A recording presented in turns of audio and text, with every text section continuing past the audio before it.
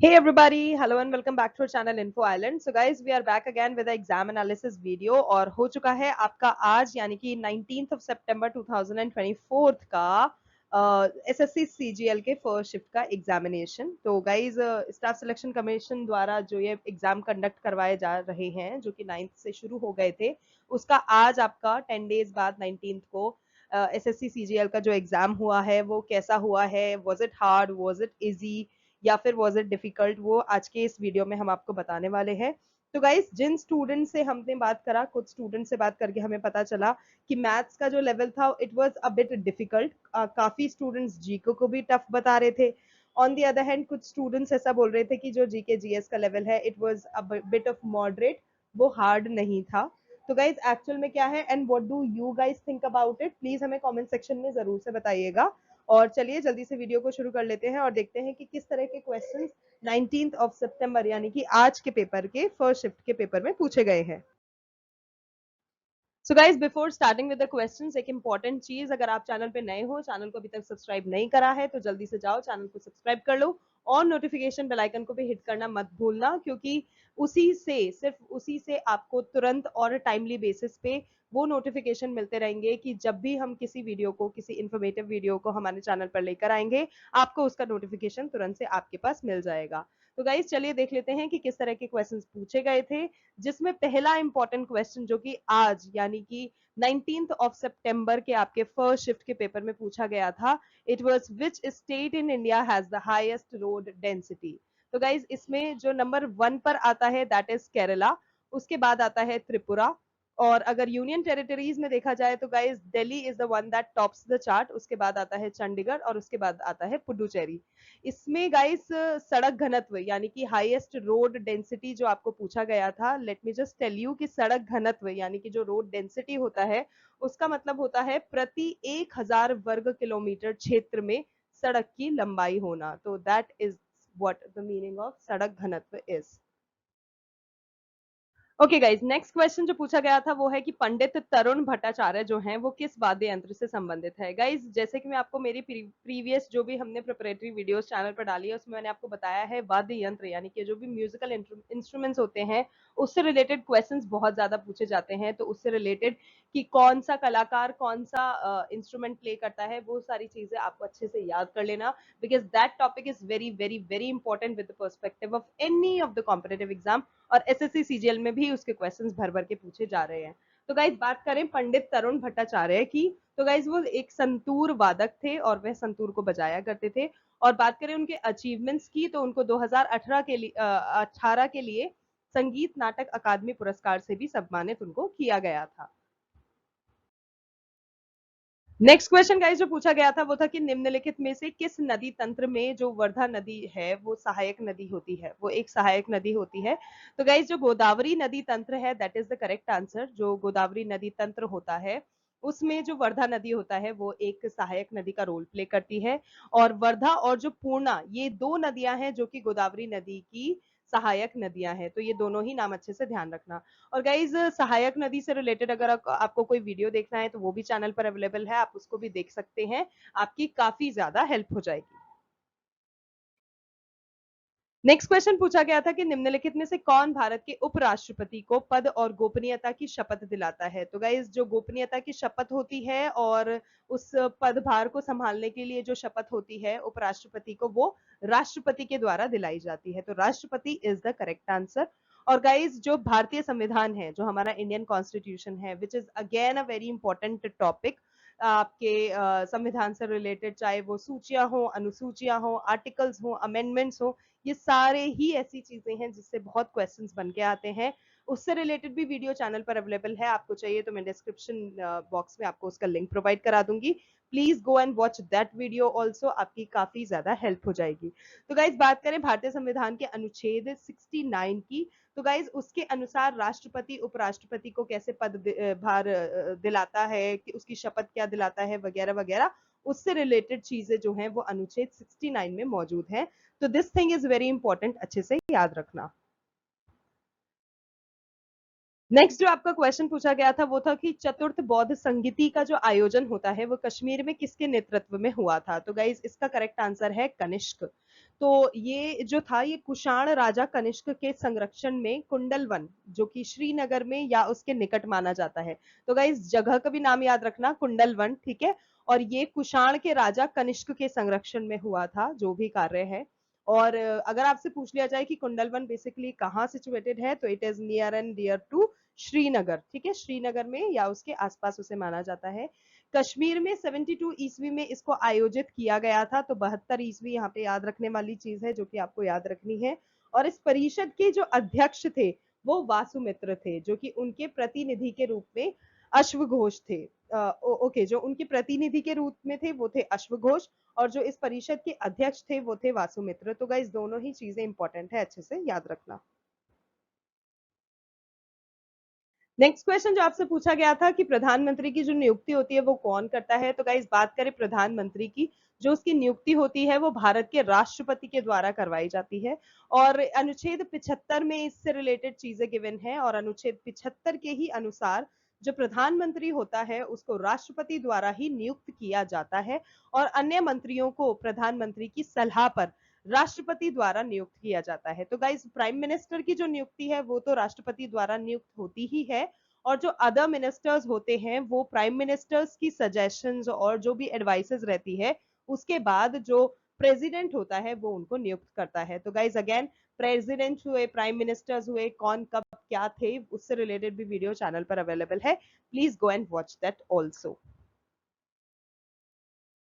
Next question guys, एक question आया था ऑर्थोपोडा से रिलेटेड। तो गाइज जो ऑर्थोपोडा है वो हमारी एनिमल किंगडम का कितना क्रूशियल पार्ट है जो कि रोल प्ले करता है, और जो बटरफ्लाईज होती हैं वो इस एनिमल किंगडम में ऑर्थोपोडा से रिलेटेड होती हैं। तो इसका क्वेश्चन आया था। तो गाइज बात करें ऑर्थोपॉड की, जो कि फाइलम ऑर्थोपोडा होता है, तो वो जो होता है that is any member of the phylum arthropoda.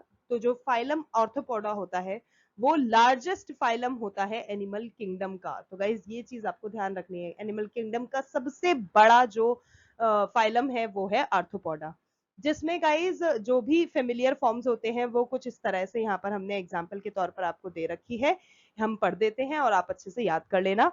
तो लॉबस्टर्स हुए, क्रैब्स हुए, स्पाइडर्स हुए, माइट्स हुए, इंसेक्ट्स हुए, सेंटीपेड्स हुए और मिलीपेड्स हुए, ये सब ऑर्थोपॉड्स के फेमिलियर फॉर्म्स हैं।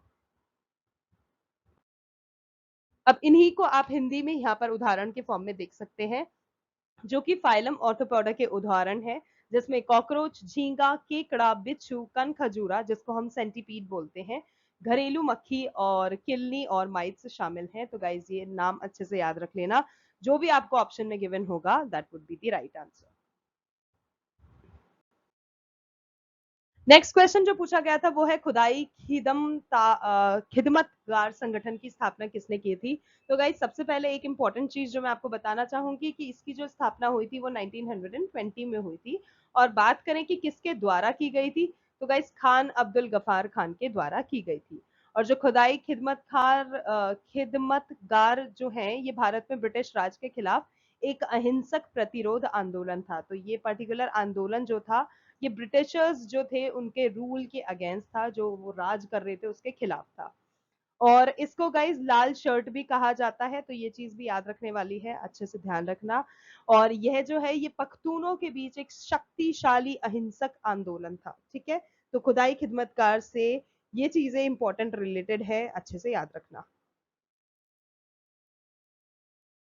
ओके गाइस, नेक्स्ट क्वेश्चन पूछा गया था that which jaw tissue is caused due to tetanus. तो गाइस टिटनेस से रिलेटेड कौन सा जॉ टिश्यू मतलब कॉज होता है, तो आपको ऑप्शंस में ट्रिस्मस गिवन था, तो guys trismus is the correct answer.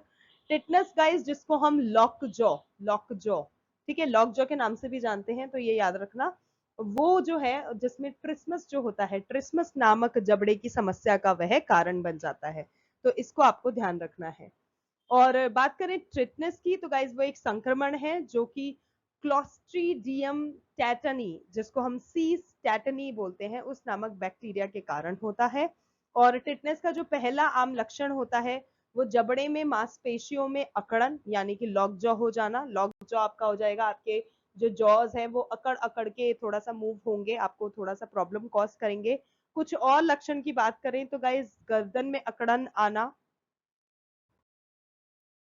निगलने में आपको परेशानी होना, पूरे शरीर में दर्दनाक मांसपेशियों में अकड़न होना, ऐठन होना, पसीना आना और बुखार आ जाना, ये सब कुछ ऐसे लक्षण हैं, कुछ ऐसे सिम्टम्स हैं जो कि इस बैक्टीरिया के द्वारा कॉज होते हैं। नेक्स्ट गाइस, जो इंपॉर्टेंट क्वेश्चन था जो आज पूछा गया था वो था कि what were the major problems faced during industrialisation. तो गाइस, इंडस्ट्रियलाइजेशन जिसे हम आधुनिकीकरण के नाम से भी जानते हैं, तो आधुनिकीकरण के दौरान कैसी ऐसी समस्याएं थी जो कि लोगों ने फेस करी थी, दैट वाज द क्वेश्चन। तो बात करें गाइस कुछ ऐसी समस्याओं की जो कि इंडस्ट्रियलाइजेशन के दौरान फेस करी गई थी, उसमें कुछ इस तरह से शामिल है, जैसे कि गरीबी, भुखमरी, कुपोषण, बेरोजगारी, पर्यावरण प्रदूषण, शहरी जीवन में गिरावट, औद्योगिक क्रांति ने बाल श्रम को बढ़ावा दिया, सांस्कृतिक परिवर्तन, स्वास्थ्य समस्याएं, आर्थिक विषमता, कुछ ये ऐसे उदाहरण हैं जो कि इसमें शामिल हैं, जो कि इंडस्ट्रियलाइजेशन के कारण आपको देखी गई है। तो गाइज ये सारी चीजें हैं, ध्यान में रखना, कुछ भी पूछा जा सकता है। नेक्स्ट क्वेश्चन था कामरान मिर्जा से रिलेटेड। जो कामरान मिर्जा थे, कामरान मिर्जा जो थे, उन्होंने किस पर्टिकुलर एरिया पर शासन किया था, दिस वाज द क्वेश्चन। तो बात करें कामरान मिर्जा की, तो गाइज उन्होंने काबुल और कंधार पर शासन किया था, और जो उसके पिता बाबर के साम्राज्य के सबसे उत्तरी हिस्से थे, तो बात करें उन्होंने कहाँ रूल किया था, उन्होंने उत्तरी हिस्से में रूल करा था। और वो किसके सुपुत्र थे, वो बाबर के सुपुत्र थे। जो कामरान मिर्जा थे उनके पिता थे बाबर, और बाबर का ही साम्राज्य था जो कि उत्तरी हिस्से में था, जिस पर बाद में कामरान मिर्जा ने शासन किया था।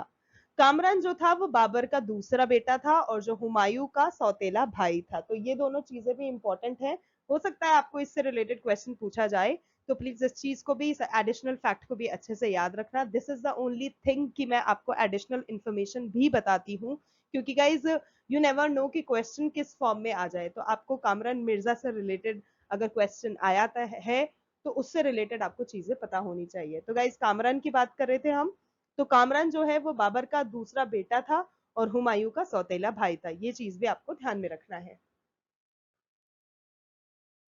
नेक्स्ट क्वेश्चन गाइज जो पूछा गया था, it was when was the rights of persons with disabilities act. तो गाइज वो ऐसे लोग जो कि डिसेबल्ड होते हैं, उनके राइट्स के लिए, उनके अधिकार के लिए एक एक्ट पास हुआ था। आपसे पूछा गया था कि वो कब पास हुआ था, तो गाइज वो 16 दिसंबर 2016 इज द करेक्ट आंसर। बात करें विकलांग व्यक्तियों के अधिकार, जिसको हम आरपीडब्ल्यूडी जिसको हम rights of persons with disabilities नाम दिया गया है, इस अधिनियम को जो था इसको 16 दिसंबर 2016 को पारित कर दिया गया था। और जस्ट इन केस आपसे पूछ लिया जाए कि इसको लागू कब किया था, तो गाइज उसको लागू कर दिया गया था 19 अप्रैल 2017 से। तो ये दोनों डेट इंपॉर्टेंट है, याद रखना। अब बात करें इस अधिनियम से रिलेटेड, तो गाइज इस अधिनियम में विकलांग जो व्यक्ति होते हैं उनको समान अवसर, उनको अधिकारों की सुरक्षा और पूर्ण भागीदारी, इन सब चीजों से रिलेटेड चीजें उनके लिए प्रिजर्व करने के लिए, उनको देने के लिए एक अधिनियम 1995 का स्थान में लेकर आया गया था। नेक्स्ट क्वेश्चन है, इंडिया ने अपना सबसे पहला जो ओलंपिक मेडल है वो किस स्पोर्ट्स में जीता था। तो गाइज बात करें भारत की, तो उसने पुरुष हॉकी टीम ने जो 1928 के एम्स्टर्डम ओलंपिक में हुआ था, उसमें अपना पहला स्वर्ण पदक जीता था। इसके अलावा अगर आपसे पूछा जाता है कि ओलंपिक में जो व्यक्तिगत पदक जीतने वाले थे वो कौन थे, तो गाइज जो केडी जाधव थे, वो स्वतंत्र भारत से ओलंपिक में व्यक्तिगत पदक जीतने वाले भारत के सबसे पहले एथलीट थे। तो गाइज बहुत इंपॉर्टेंट नाम है केडी जाधव, इसे अच्छे से याद रख लेना। अब बात करें जाधव की, तो इन्होंने 1952 के जो हेलेंस्की ओलंपिक हुए थे उसमें उन्होंने कुश्ती खेला था, और कुश्ती में उन्होंने ब्रॉन्ज मेडल यानी कि कांस्य पदक जीता था। नेक्स्ट क्वेश्चन है, which of the following is not the SI unit of energy. तो गाइस एक इंपॉर्टेंट चीज याद रखना, जो भी एनर्जी की यूनिट होती है ना, वो यूनिट ऑफ वर्क भी होती है। तो unit of energy is the same as unit of work. अब आपसे ऑप्शंस में तीन ऑप्शंस जो दिए गए थे, joule, electron volt, calorie sorry, British thermal unit और किलोवाट हाउस। तो गाइज ये सारी जो होती हैं ये तो एनर्जी की यूनिट्स होती है, पर आपको ऑप्शन में एक और ऑप्शन गिवन था विच वाज न्यूटन। तो न्यूटन जो होता है that is not the SI unit of energy, बात करें न्यूटन किसका एसआई यूनिट होता है, तो that is the SI unit of force. अब हम एनर्जी की अगर यूनिट्स की बात करें तो गाइस जूल जिसको हम जे से डिनोट करते हैं, इलेक्ट्रॉन वोल्ट जिसे ईवी से डिनोट करते हैं, कैलोरी जिसे हम कैल से डिनोट करते हैं, ब्रिटिश थर्मल यूनिट जिसे हम बीटीयू से डिनोट करते हैं, और किलोवाट आवर जिसे केडब्ल्यूएच से डिनोट करते हैं। These are some of those units of energies. ठीक है, इसके अलावा कुछ भी है तो वो नहीं है। सो गाइज नेक्स्ट क्वेश्चन पूछा गया था that who was awarded with the Nobel award in chemistry. तो गाइज केमिस्ट्री यानी कि रसायन विद्या की अगर हम बात करें तो 1993 में रसायन विज्ञान के लिए जिसको नोबेल पुरस्कार से सम्मानित किया गया था वो थे माइकल स्मिथ। तो Michael Smith is the correct answer here. और अपनी इस सफलता के लिए जो स्मिथ हैं इनको 1993 में रसायन विज्ञान का नोबेल पुरस्कार दिया गया था। अब हम किस सफलता की बात कर रहे हैं, उन्होंने गाइस डीएनए के लिए जो भी अपने कॉन्ट्रीब्यूशंस दिए थे उस पे जो इन्हें सफलता मिली थी उसके लिए माइकल स्मिथ को 1993 में रसायन विज्ञान का नोबेल पुरस्कार दिया गया था। और यही चीज उन्होंने किसके साथ शेयर करी थी, because this award was in sharing.